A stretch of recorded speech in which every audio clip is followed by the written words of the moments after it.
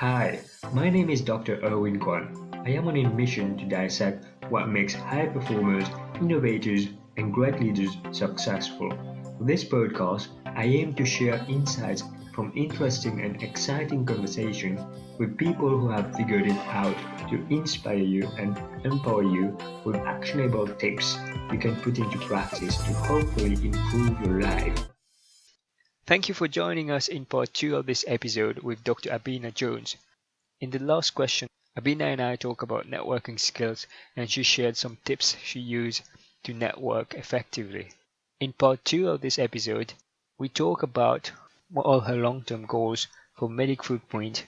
We also talk about the skills you need to build and lead a team and how to find and keep mentors.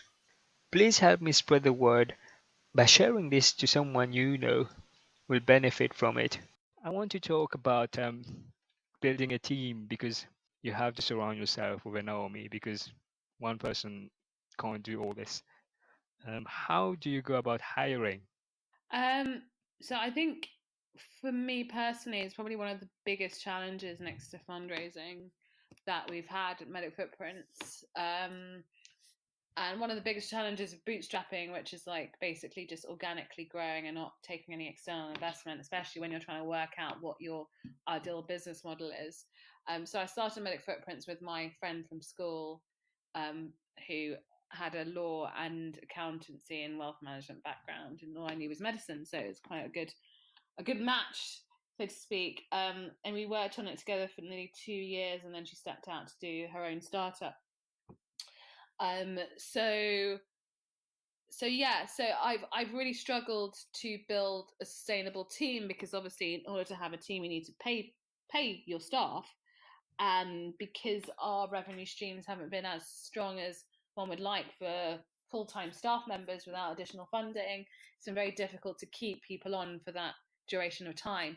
And also, like, with the nature of what we do, with the people that come and work with us, we're like, this is for you to really develop your own personal and professional skills, explore opportunities. Because a lot of people that do work with us are doctors who are either volunteering their time or working part time, and are also in career transition themselves. So a good outcome actually for them is that they've worked with us, they'll go off and then they'll find an outlet on doing something else through what they've learned from their experience with Medic Footprints. So that's great in the sense that they've met people, they've networked, they've really moved on with their careers, but it also means there's no stability when it comes to our team, which is what we need to really grow. Um, so this is one of the things that really that this is one of the things I reflected that particularly in the last year, like what we really need to be a sustainable company is that you need a core solid team to keep things going and keep things growing. So at the moment, we've got a team. Again, they're kind of young in the sense that they haven't been working together for a long time, some longer than others. Um, but hopefully in the next few months, we'll be able to get some full-time staff, which is what we've needed for a long time to really see things through. So yeah. But in the last few years, the teams that we've had working together, they've been excellent. Vast majority have been doctors. So we practice what we preach. So doctors can do anything. So we've had doctors, like we have a doctor working as a digital marketing lead. We've had doctors working as business development leads, running events, you name it. All non-clinical skills, using our networks and our transferable skills, and achieving really amazing things. So yeah. I'd like to acknowledge Dr. Paul Grant, who made the introduction and suggested that we do this interview. He's very active in Medic Footprint. Yeah, Paul's an awesome guy. He really is. I mean, he's like the key example of a portfolio career doctor. He's really chilled out. Has this great like work life balance where he lives near the beach. He's got two kids who seem really intelligent. He's writing a book, or he's written a book. He advises for health tech companies. he dabbles in digital marketing, analytics, and just really lovely to be around, basically. So From what I'm hearing, it sounds like the challenge is to keep the light on. Having a team is something that's very difficult for any founders to set a good team. And I think culture is very important in the company to set the right culture. How do you make sure that at Medic Footprint you've got the culture you want for a sustainable community? I think most of the time people that do come to us and apply for roles know about us anyway. They know about the culture that we are promoting, which is that we're generally very down to earth. We're very transparent. We're open-minded, and we're about supporting each other. We're about learning as well. A really open, non-judgmental environment. So mistakes will be made, but it's about learning from them, and also just being honest about them. So yeah, people are aware of that before they come to us, and that's just reiterated when they're invited to join. So because at the end of the day, we have life stuff happening to us all the time, and if someone has a health problem, or they're feeling they're too busy in something else and they can't commit, it's completely an open door policy, and that they just let us know, and that's fine. Do you know what I mean? It's just about encouraging people to be open and communicative in whatever's going on, and just be supportive in that. So yeah. You seem to have a very supportive and nurturing leadership style, and I know you're also on the NHS Leadership Academy. You've done some work with them. Tell me more about how you lead people. I lead from example, I guess. As I mentioned earlier, like, that there isn't really any boundaries to what I share about myself. I'm very open with my own weaknesses and my vulnerabilities. I guess a lot of people identify with that quite quickly, in the sense that I guess I do gain people's trust because they see that I'm a real, authentic person that has issues, and happy to and learning like them. I don't put myself on a pedestal at all, and I guess that's part of who I am and my ethos in supporting and leading others. I prefer a relatively flat hierarchical structure. I think that everyone has their own skills and talents to bring to the table, and that should be leveraged in whatever opportunities are available. At the same time, give people the space to learn, and also have kind of like a self-directed learning opportunity, and a coaching environment rather than a kind of directive environment. I mean, obviously with these things, you always need structure and you always need goals, etc., etc. You need a framework. But I think as long as the principles are there, and you as a leader remain your authentic self in whatever you do, I think people will respect you and follow suit. Great, thank you for sharing that. As somebody who has set up Medic Footprint and have a team around you, what have mentors play in your life? What role have they played? Yeah. I think mentors are great, because I've had several different mentors from different sectors and areas and stages in their careers, and I find it really empowering to hear again, like, what they've achieved and how they've gone about doing that, and using that as a springboard to really navigate some of the challenges that I face as an individual, as a professional, and as a entrepreneur. Again, like with mentors, they need to have something similar to my kind of ethos, which, as I mentioned, being transparent and open and vulnerable, open to, and those kind of people I really hold close to my networks and really value them and naturally attracted to them. So yeah, so they've helped in the sense that they are able to introduce you to people, they're able to back you when necessary, and help spread the word on what you're doing.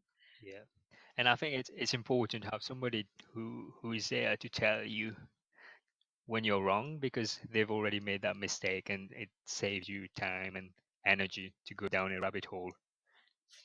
Yes, and like at the same time, like, they're not really there to tell you whether you're wrong. Because what I've learned from actually becoming an entrepreneur and stepping outside of the whole medical circle, there is no such thing as, it's not as black and white as we are trained to think, in the sense that, especially being an entrepreneur and a business owner, there's no such thing as being wrong or being right. It's more about making the right choices at the right time, or what with the information that you're given at that time.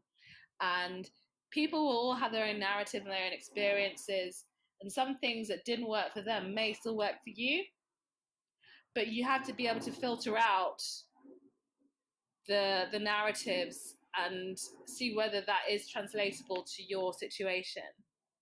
So an example of that is, having spent nearly the last 8 to 10 months deciding what was the best way to fundraise for Medic Footprints, the thing that I kept on coming back to was, I want this to be owned by doctors. I don't want it to be owned by the few high net worth individuals, especially at an early stage, maybe later on, but not at the early stage. Because I want this to be something that's used by the people that we're building it for, which are doctors and medical professionals. Without that, we don't have a product, we don't have a business. And that was the most important thing to me. And it was about how do I go about fundraising that sticks to that ethos.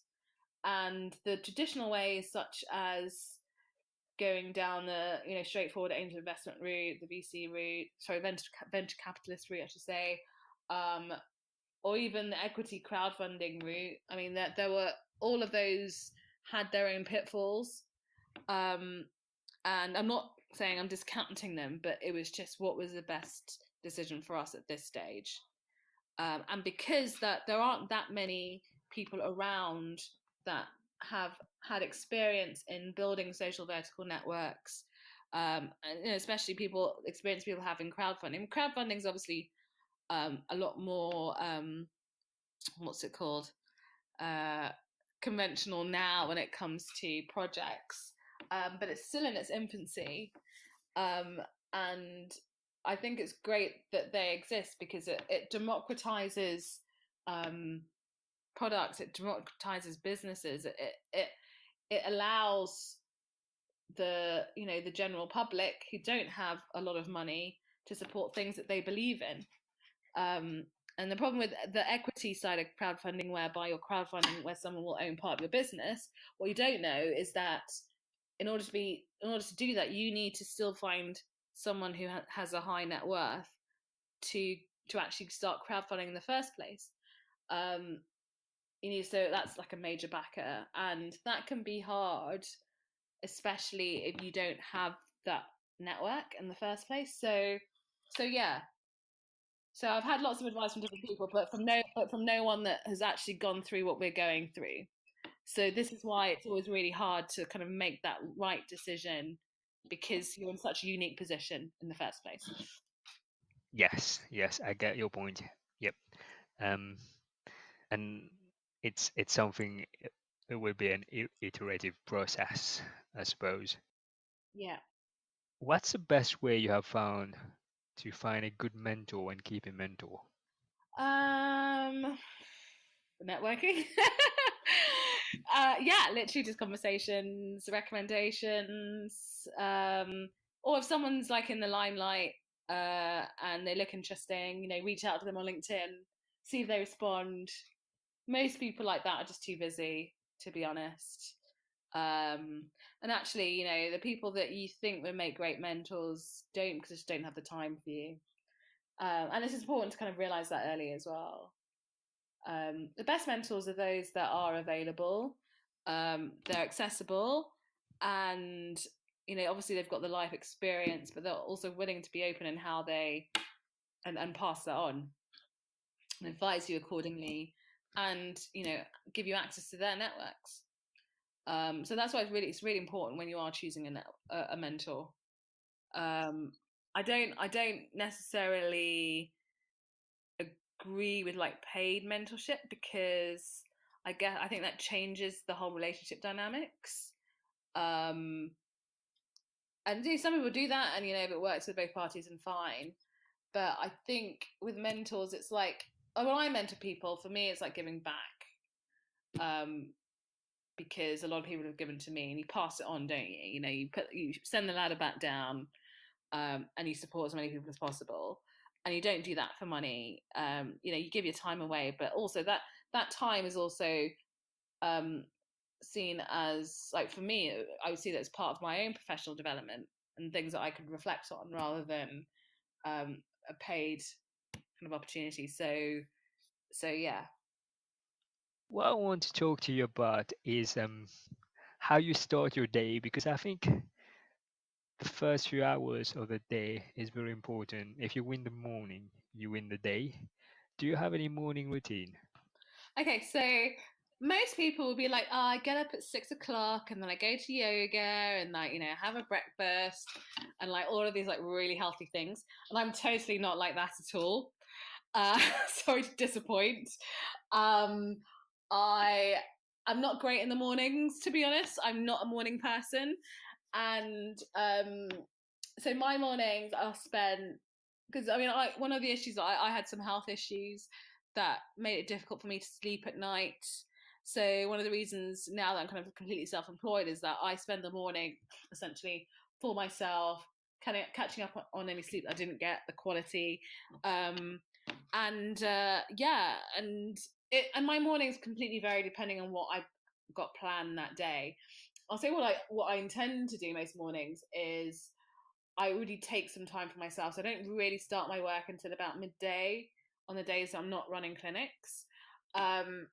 I will go for a run sometimes, catch up on some of the emails, and just take it easy. Actually, just take it easy in the mornings. Thanks for your honesty. And then I start my work, from midday onwards. It's actually a lot of the time I do start work a lot earlier, but I like to think my mornings are mine, and I will work from 12 until actually probably about 8 or 10 most days, unless there's something else going on. So I'm more of a kind of later person, and that's just my chronotype.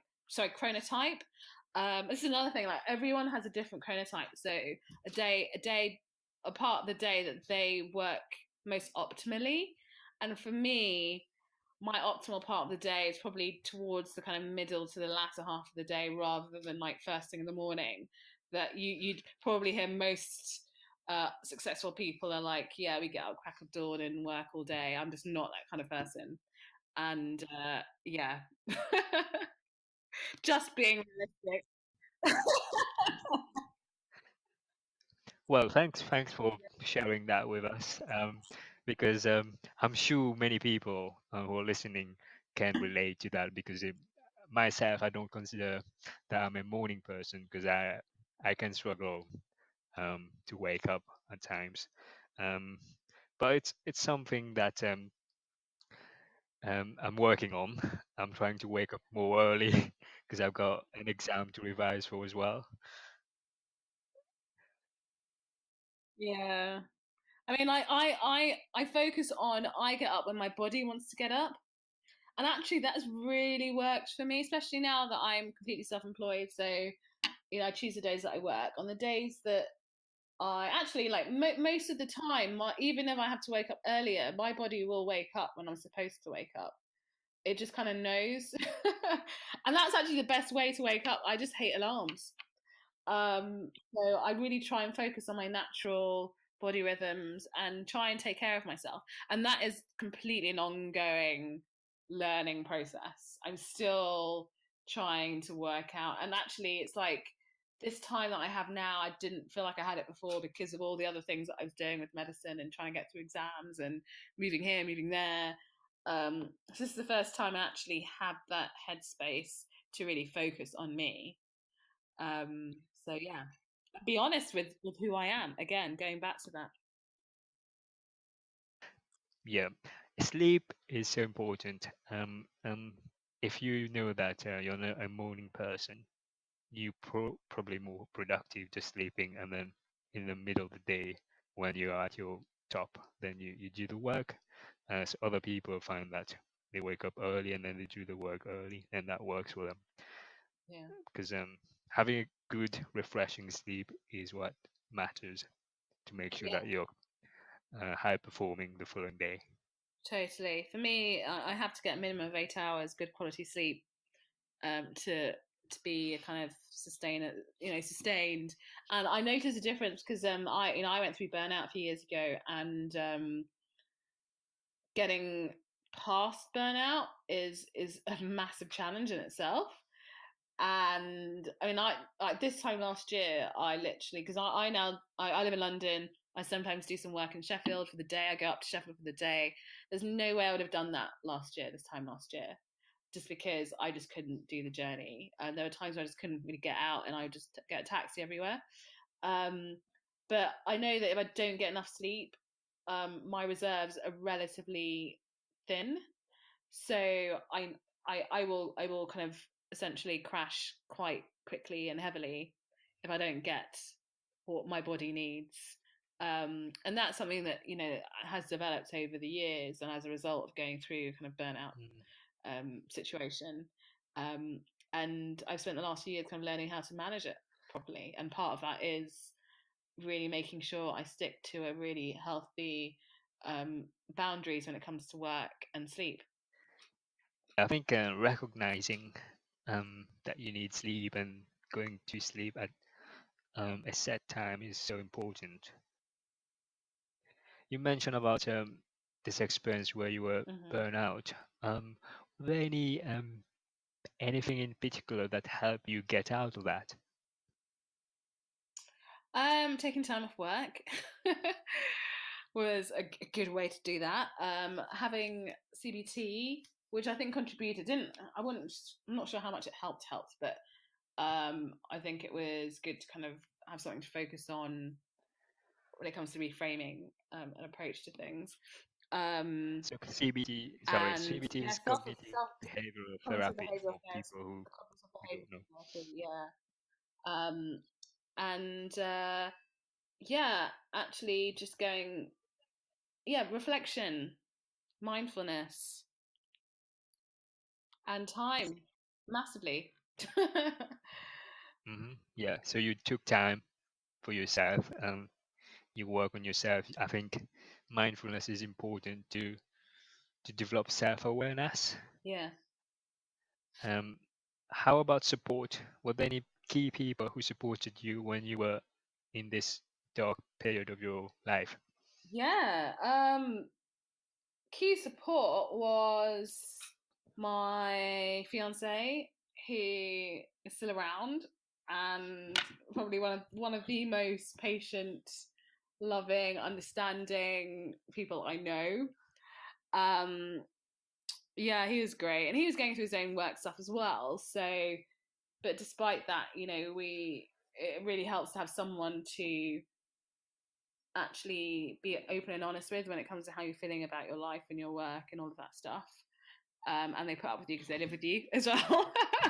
And parents, family, friends. I think actually one of the most valuable networks I had is the other doctors that I speak to that have been through the same thing. Other entrepreneurs that have been through burnout, they understand it because they've experienced it, and being able to kind of share our experiences, get advice and support is really really beneficial. So yeah, and like the more I talk about it, the more support that I get back, because I learn from other people and their experiences, and other people are more like to share. So yeah. Yeah, thanks for telling us about this. I'm always interested about the self-talk. Um, when somebody is in a crisis or they're experiencing a setback, do you remember what was your self-talk at the time?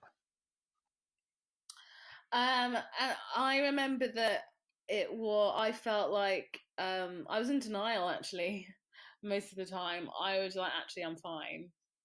I think, yeah, people will realize that actually I'm fine, and you get this kind of imposter syndrome type scenario whereby, because actually it got to a point where I actually went to my GP and they said, "Do you want some time off work?" And I said, "Well, yes." The first time anyone actually ever asked me that question, considering I'm an occupational health physician, it was an interesting moment in my life.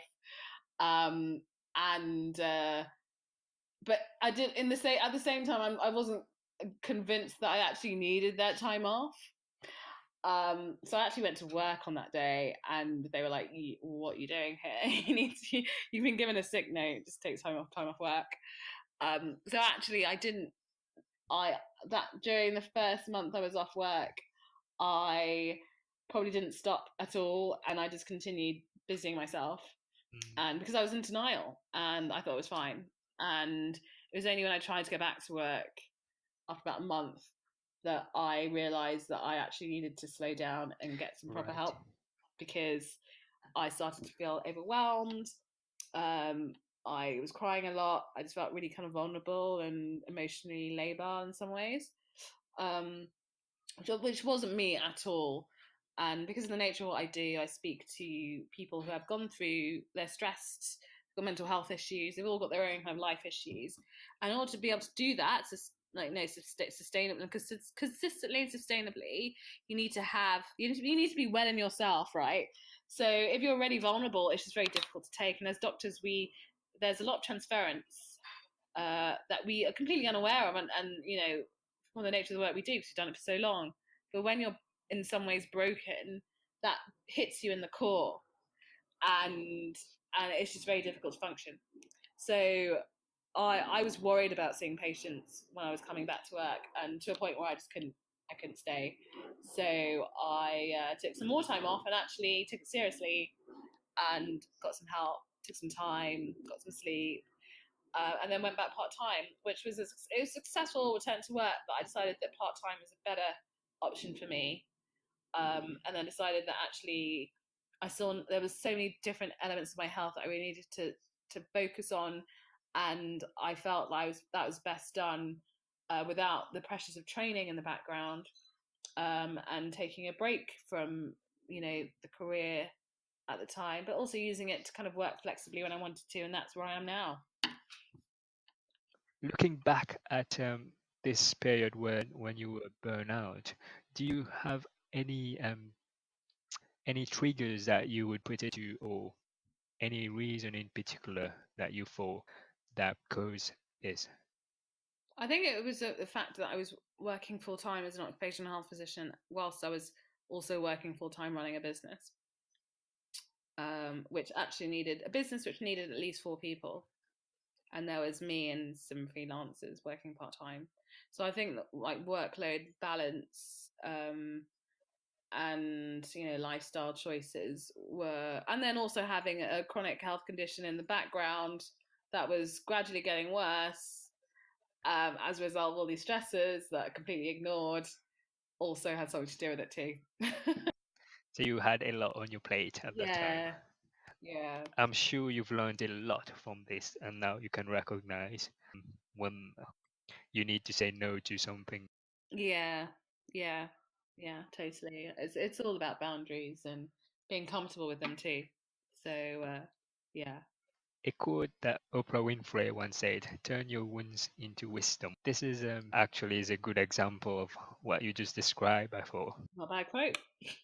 The more I feel like I'm myself, the more I feel I can give to others. Okay, so we're reaching towards the end of the interview. I want to ask you, Abeyna, for rapid fire questions now. What book has changed your perspective of life that you've read? Game of Thrones.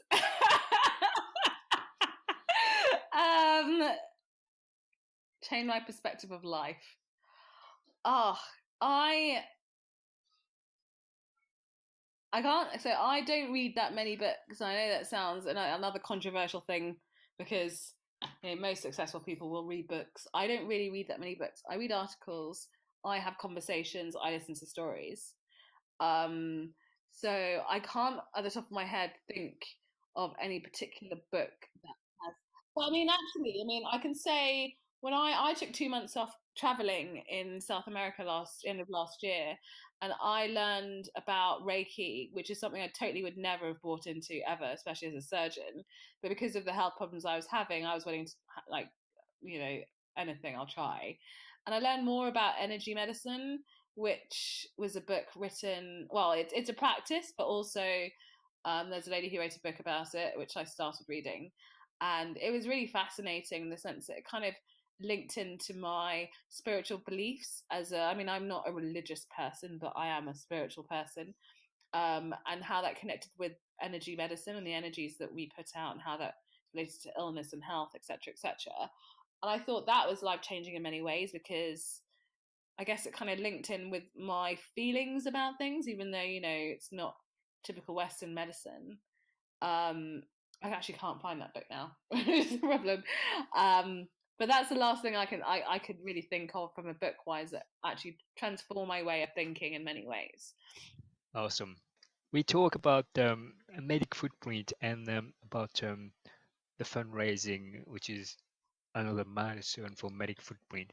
You also told me about this event, an exciting event in October. Do you want to tell the audience about this? Yeah, so we usually run an annual conference every year for about 400 people in London. That promotes. It's a great day full of workshops and lectures on diverse careers and well-being with exhibitors and recruiters. This year, because we're focusing on developing the business and fundraising, we are running it online.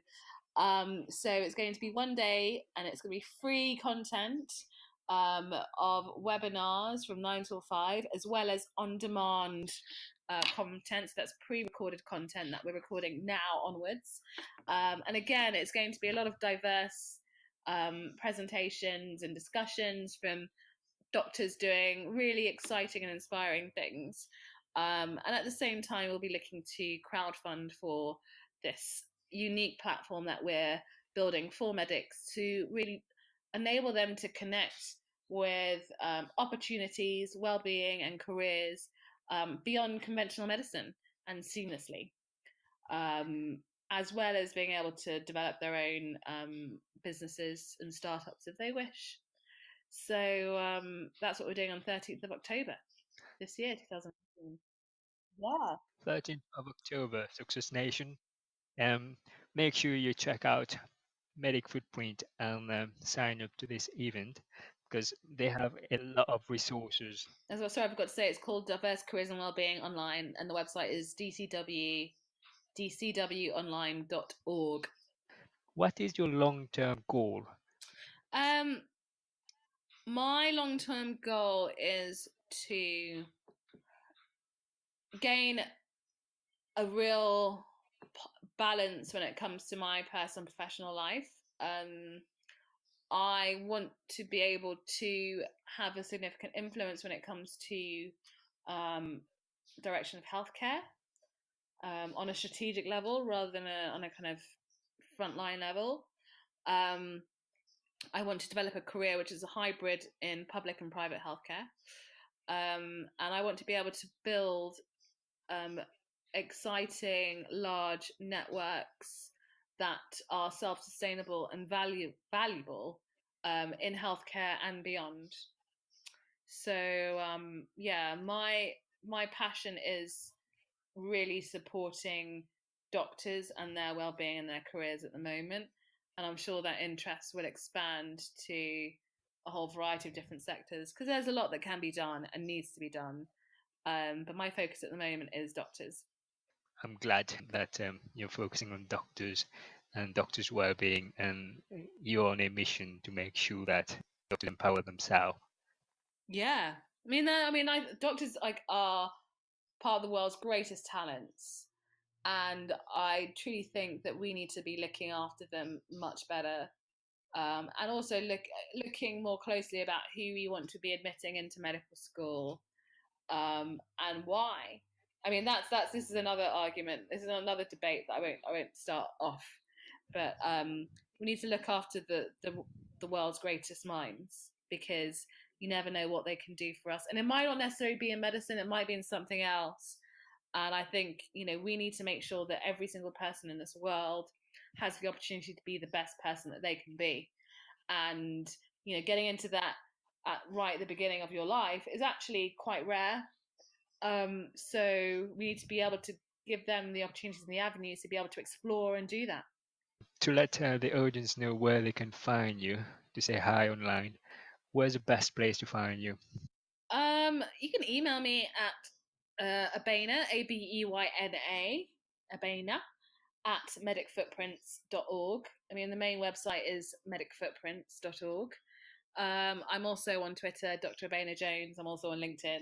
You literally can just Google Abeyna Jones and you can find various places to get a hold of me. So I'm very accessible. Yes, you're so accessible. Yeah, you answer your call and email yourself, and I really like the fact that you're approachable.